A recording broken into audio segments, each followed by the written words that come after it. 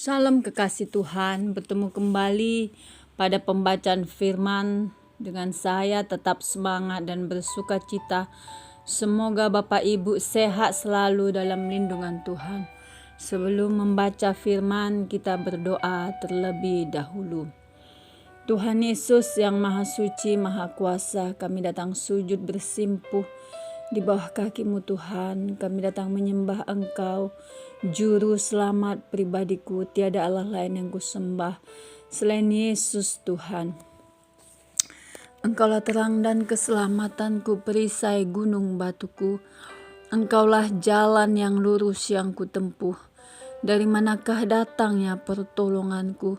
Pertolonganku datang dari Tuhan yang menjadikan langit dan bumi. Sebagai penolong dalam kesesakan sangat terbukti.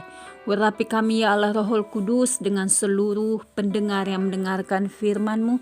Terangi hati dan pikiran kami saat membaca firman. Kami mulai pembacaan firman ini hanya di dalam nama Tuhan Yesus yang Maha Dahsyat, Maha Perkasa, Maha Mulia. Haleluya. Amin. 2 Tawarik 34. Raja Yosia, pembaharuan yang dilakukan Yosia. Yosia berumur 8 tahun pada waktu ia menjadi raja, dan 31 tahun lamanya ia memerintah di Yerusalem. Ia melakukan apa yang benar di mata Tuhan dan hidup seperti Daud, bapa leluhurnya, dan tidak menyimpang ke kanan atau ke kiri. Pada tahun ke-8 dari pemerintahannya, ketika ia masih muda belia, ia mulai mencari Allah Daud, bapa leluhurnya, dan pada tahun ke-12 ia mulai mentahirkan Yehuda dan Yerusalem daripada bukit-bukit pengorbanan, tiang-tiang berhala, patung-patung pahatan, dan patung-patung tuangan. Mesbah-mesbah para Baal dirobohkan di hadapannya. Ia menghancurkan pedupaan-pedupaan yang ada di atasnya. Ia meremukkan dan menghancur luluhkan tiang-tiang berhala, patung-patung pahatan, dan patung-patung tuangan, dan menghamburkannya ke atas kuburan orang-orang yang mempersembahkan korban kepada berhala itu. Tulang-tulang para imam dibakarnya di atas mesbah-mesbah mereka. Demikianlah ia mentahirkan Yehuda dan Yerusalem, juga di kota-kota Manasye, Efraim, dan Simeon, sampai di kota-kota Naftali, yang di mana-mana telah menjadi reruntuhan. Ia merobohkan segala mesbah dan tiang berhala, meremukkan segala patung pahatan, serta menghancur luluhkannya dan menghancurkan semua pedupaan di seluruh tanah Israel. Sesudah itu ia kembali ke Yerusalem. Kitab Taurat ditemukan kembali. Pada tahun ke-18 dari pemerintahannya, setelah selesai mentahirkan negeri dan rumah Tuhan, ia menyuruh Safan bin Azalia dan Maaseya, penguasa kota, serta Yoah bin Yoahas, bendahara negara, untuk memperbaiki rumah Tuhan Allahnya. Maka datanglah mereka kepada imam besar Hilkiah dan menyerahkan kepadanya uang yang telah dibawa ke rumah Allah dan yang telah dikumpulkan oleh orang-orang Lewi, yakni oleh para penjaga pintu dari orang-orang Manasye dan Efraim, dan dari semua orang yang masih tinggal dari Israel, pula dari seluruh orang Yehuda dan Benyamin, dan dari penduduk Yerusalem. Uang itu diberikan mereka ke tangan para pekerja yang diangkat untuk mengawasi rumah Tuhan, dan mereka itu yang bekerja dalam rumah Tuhan mengeluarkannya untuk membetulkan dan memperbaiki rumah itu. Mereka memberikannya kepada tukang-tukang kayu dan tukang-tukang bangunan, supaya tukang-tukang itu membeli batu pahat dan kayu untuk tupai-tupai dan untuk memasang balok-balok pada gedung-gedung yang oleh raja-raja Yehuda dibiarkan roboh. Orang-orang itu melakukan pekerjaan itu dengan setia.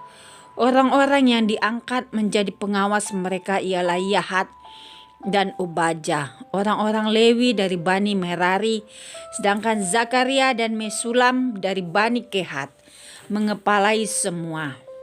Dan semua orang Lewi yang pandai memainkan alat-alat musik, mengepalai kuli-kuli dan mengiringi semua tukang dalam pekerjaan apapun dari antara orang-orang Lewi itu. Ada yang menjadi panitera, pengatur atau penunggu pintu gerbang. Ketika mereka mengeluarkan uang yang telah dibawa ke rumah Tuhan, Imam Hilkia menemukan kitab Taurat Tuhan yang diberikan dengan perantaraan Musa. Maka berkatalah Hilkia kepada Safan panitera negara itu, "Aku telah menemukan kitab Taurat di rumah Tuhan." Lalu Hilkia memberikan kitab itu kepada Safan, dan Safan membawa kitab itu kepada raja. Ia juga menyampaikan kabar kepada raja, segala sesuatu yang ditugaskan kepada hamba-hambamu telah mereka laksanakan. Mereka telah mengambil seluruh uang yang terdapat di rumah Tuhan dan memberikannya ke tangan para pegawai, pengawas dan para pekerja. Safan panitera negara itu memberitahukan juga kepada raja, "Imam Hilkia telah memberikan kitab kepadaku." Lalu Safan membacakan sebagian di depan raja. Segera sesudah raja mendengar perkataan Taurat itu, dikoyakkannya lah pakaiannya. Kemudian raja memberi perintah kepada Hilkia, kepada Ahikam bin Safan, kepada Abdon bin Mika, kepada Safan panitera negara itu, dan kepada Asaya hamba raja, katanya, "Pergilah, mintalah petunjuk Tuhan bagiku, bagi yang masih tinggal di Israel dan di Yehuda, tentang perkataan kitab yang ditemukan ini, sebab hebat kehangatan murka Tuhan yang dicurahkan kepada kita oleh karena nenek moyang kita tidak memelihara firman Tuhan dengan berbuat tepat seperti yang tertulis dalam kitab ini." Maka pergilah Hilkia dengan orang-orang yang disuruh raja kepada Nabiah Hulda, istri seorang yang mengurus pakaian-pakaian, yaitu Salum bin Tokhat bin Hasra, penunggu pakaian-pakaian. Nabiah itu tinggal di Yerusalem, di perkampungan baru. Mereka berbicara kepadanya sebagaimana yang diperintahkan. Perempuan itu menjawab mereka, "Beginilah firman Tuhan Allah Israel. Katakanlah kepada orang yang menyuruh kamu kepadaku, beginilah firman Tuhan, sesungguhnya aku akan mendatangkan malapetaka atas tempat ini dan atas penduduknya, yakni segala kutuk yang tertulis dalam kitab yang telah dibacakan di depan Raja Yehuda. Karena mereka meninggalkan aku dan membakar korban kepada Allah lain dengan maksud menimbulkan sakit hatiku dengan segala pekerjaan tangan mereka. Sebab itu nyala murkaku akan dicurahkan ke tempat ini dengan tidak padam-padam. Tetapi kepada Raja Yehuda yang telah menyuruh kamu untuk meminta petunjuk Tuhan, harus kamu katakan demikian, beginilah firman Tuhan Allah Israel mengenai perkataan yang telah kau dengar itu. Oleh karena engkau sudah menyesal dan engkau merendahkan diri di hadapan Allah pada waktu engkau mendengar firman-Nya terhadap tempat ini dan terhadap penduduknya, oleh karena engkau merendahkan diri di hadapanku, mengoyakkan pakaianmu dan menangis di hadapanku, aku pun telah mendengarnya. Demikianlah firman Tuhan. Maka sesungguhnya aku akan mengumpulkan engkau kepada nenek moyangmu, dan engkau akan dikebumikan ke dalam kuburmu dengan damai, dan matamu tidak akan melihat segala malapetaka yang akan kudatangkan atas tempat ini dan atas penduduknya. Lalu mereka menyampaikan jawab itu kepada raja. Sesudah itu raja menyuruh orang mengumpulkan semua tua-tua Yehuda dan Yerusalem. Kemudian pergilah raja ke rumah Tuhan bersama-sama semua orang Yehuda dan penduduk Yerusalem, para imam, orang Lewi dan seluruh orang awam, baik yang besar maupun yang masih kecil. Dengan didengar mereka, ia membacakan segala perkataan dari kitab perjanjian yang ditemukan di rumah Tuhan itu.